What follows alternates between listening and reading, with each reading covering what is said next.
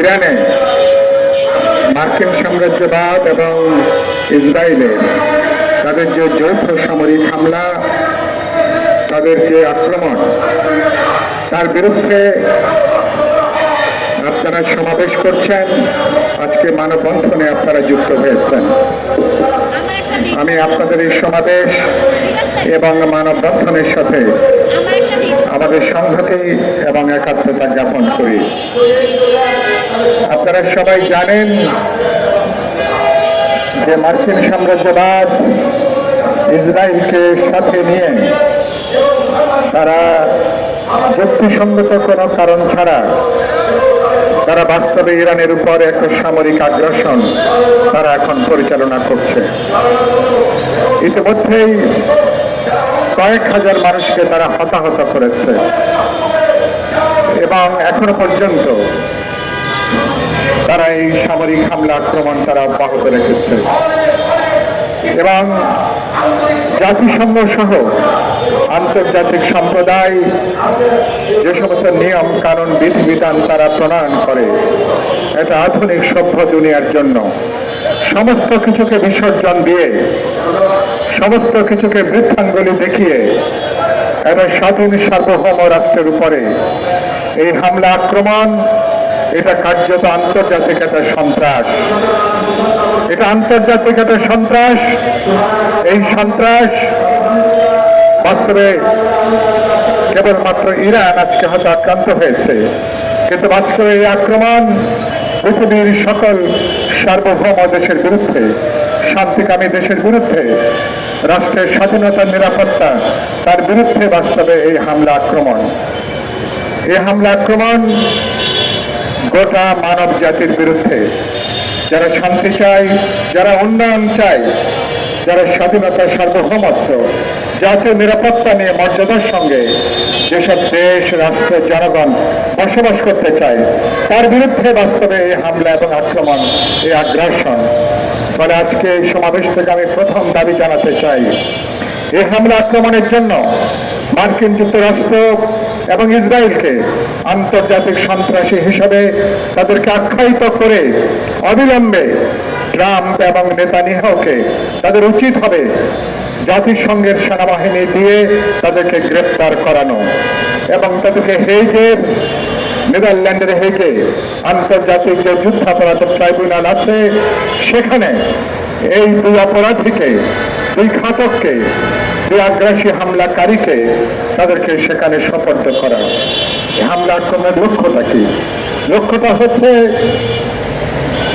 ইরানের হামলা আক্রমণের হচ্ছে কারণ অনেক বছর ধরে, কয়েক বছর ধরে মার্কিনদের নেতৃত্বে ইসরায়েলকে তারা গড়ে তুলছে একটা সামরিক আউটপোস্ট হিসাবে, একটা মিলিটারি আউটপোস্ট হিসাবে ইসরায়েলকে তারা গড়ে তুলছে এবং ইতিমধ্যে তারা আরব দুনিয়াকে তারা ছত্রভঙ্গ করে দিয়েছে। বাস্তবে তাদের লক্ষ্য হচ্ছে গোটা আরব দুনিয়ার উপরে একটা অর্থনৈতিক নিয়ন্ত্রণ প্রতিষ্ঠা করা, রাজনৈতিক নিয়ন্ত্রণ প্রতিষ্ঠা করা, সামরিক নিয়ন্ত্রণ প্রতিষ্ঠা করা এবং এর মধ্য দিয়ে গোটা আরব বিশ্বে, মধ্যপ্রাচ্যে মার্কিন যুক্তরাষ্ট্র এবং ইসরায়েলের রাজনৈতিক, সামরিক, অর্থনৈতিক তাদের কোটাকুটি নিয়ন্ত্রণ, সম্ভব হলে দখলদারিত্ব সেখানে আজকে প্রতিষ্ঠা করা। এর বিরুদ্ধে সারা দুনিয়ার শান্তিকামী মানুষ, কোটি কোটি মানুষ রাজপথে তারা নেমে এসেছে, তারা সোচ্চার হয়েছে। কিন্তু আপনারা জানেন 84 ধর্মের কাহিনী। এরা প্রতিনিয়ত, এরা এখনো প্রতিদিন এরা হামলা আক্রমণ করে তারা শিশু হত্যা করছে, নারী হত্যা করছে, সাধারণ মানুষের বসতি, আবাসস্থল তারা হামলা করছে। এবং সেই জায়গা থেকে আমরা বলেছি এটা নতুন কোনো ঘটনা এরা করছে না। এর আগে মার্কিন যুক্তরাষ্ট্র ইসরায়েলকে মদদ দিয়ে ফিলিস্তিনের গাজাতে এই শতাব্দীর সবচেয়ে বড় অপরাধ তারা সংগঠিত করেছে, সবচেয়ে বড় যুদ্ধাপরাধ তারা সংগঠিত করেছে। লক্ষাধিক মানুষকে, নারী, শিশু, পুরুষকে তারা হত্যা করেছে। বাস্তবে গাজাকে তারা একটা নারকীয় একটা ভূখণ্ড হিসাবে তারা তৈরি করেছে এবং এরা এটা করতে যে এবং আজকে কোন আন্তর্জাতিক নিয়ম কানুনকে ভ্রুক্ষেপ না করে তারা আজকে একটা জঘন্য অপরাধ তারা সংঘটিত করছে। বাংলাদেশের মানুষ হিসেবে আমরা এই হামলা আক্রমণ নিন্দা জানাই, আমরা তীব্র প্রতিবাদ জানাই এবং বলতে চাই জাতিসংঘ যারা এখনো পর্যন্ত কেবল আঙ্গুল চুষছে, জাতিসংঘকে সত্যি সত্যি যদি আন্তর্জাতিক একটা সংস্থা হিসেবে কাজ করতে হয়, অনতিবিলম্বে উচিত হবে ইরান এবং ইসরায়েলের এই হামলা আক্রমণকে বন্ধ করতে তাদেরকে বাধ্য করানো। আর বাস্তবে জাতিসংঘের পুনর্গঠন দরকার। এটা মার্কিন যুক্তরাষ্ট্রের নেতৃত্বে এবং কতিপয় রাষ্ট্র যাদের ভেটো ক্ষমতা আছে বাস্তবে থাকলেও এটা কার্যত একটা অকার্যকর প্রতিষ্ঠানে পরিণত হয়েছে।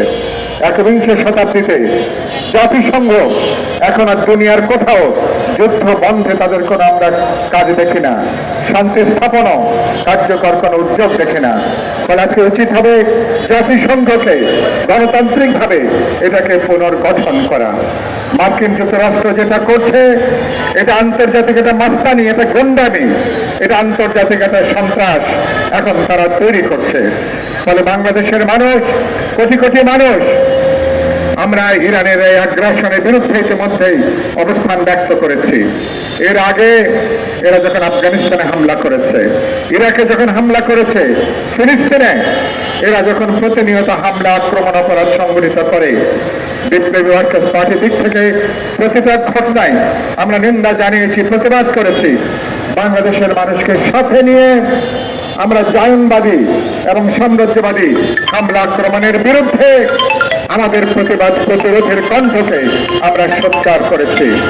আমরা আজকে বলতে চাই এই হামলা আক্রমণ কোন সাধারণ মানুষের কল্যাণ বয়ে আনে না এবং অনেক সময় এরা আজকে মার্কিন যুক্তরাষ্ট্রের খোঁজ ট্রাম্পের দলে যে রিপাবলিকান দলের বিরুদ্ধে আজকে তারা এই যুদ্ধকে বন্ধের দাবি তুলছে।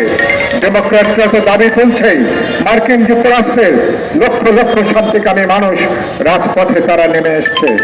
কিন্তু আমি দেখতে চাই, কিন্তু আজকে এদের পেছনে এরা আজকে বলতে পারেন সোভিয়েত ইউনিয়ন না থাকার কারণের জন্য এখন এরা এক কেন্দ্রিক বিশ্ব ব্যবস্থা তৈরি করতে চায়, যেখানে মার্কিনীরা যা খুশি তাই তারা করতে চায়।